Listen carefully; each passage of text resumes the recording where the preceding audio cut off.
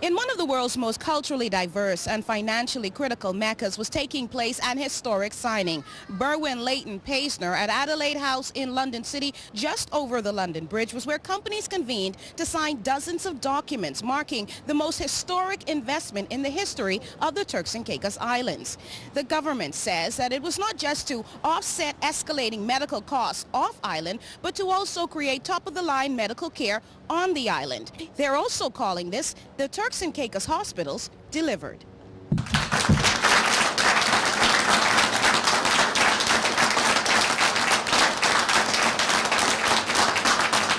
It was a moment of truth for the PNP administration, and there were showers of thank yous, and everyone at the table acknowledged that it took patience, perseverance, and their people to make this merging of companies for a common goal happen.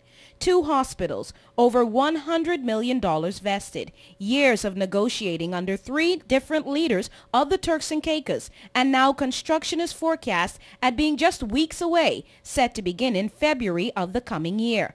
Here are remarks offered during a press conference at Berwyn Leighton Paisner following the signing of over 20 documents by a consortium poised to deliver 20 beds in Grand Turk and 60 beds in Providenciales in 24 months. This contract also addresses clinical services to be offered to the Turks and Caicos Islands residents and persons who come to visit the Turks and Caicos shores, and in doing so, we have ensured that we have a high degree of professionalism within the clinical services component to meet the demands of healthcare needs for the people of the Turks and Caicos Islands. That I am very happy about. It's also significant for the Premier and our entire cabinet, who all had the vision for such a hospital and who all supported from the beginning. But it's significant for me as the new Minister of Health, who has today signed these documents on behalf of my people, the people of the Turks and Caicos Islands. In that regard, I would like to this evening express my thanks to Eversheds, who were our lawyers here in the UK, acting on our behalf. I would also like to take this opportunity to thank Rondalee Knowles from my chambers for all the work that went into making this a reality here today. And generally, each and every person was privileged to get to know the people from Turks and Caicos Islands and see their dedication to this project.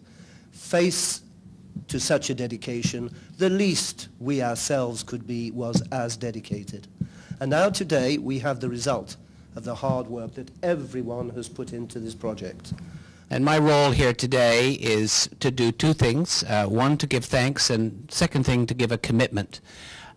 From the thanks standpoint, I want to give thanks to the government of the Turks and Caicos Islands for putting their trust in us and giving us the opportunity to both work with them and their representatives over the last several months. An odyssey of months it's been. However, today we've come to at least fruition in that we've achieved a contract. And while the Ministry of Health has been passed from the Honourable Hall to the Honourable Boyce, the project remained with this man, the Honourable Royal Robinson, who said it was a perplexing task, but shared that he was honoured to do it.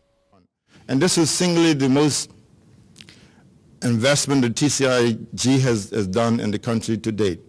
And for the ministers and the government to have entrusted that into my hands was singly a very, very heartening thing for me on one hand, but a very great responsibility to deliver. Because at the end of the day, if I didn't deliver it, then my neck was going to be on the chopping block. There is more to come from the historic signatory event.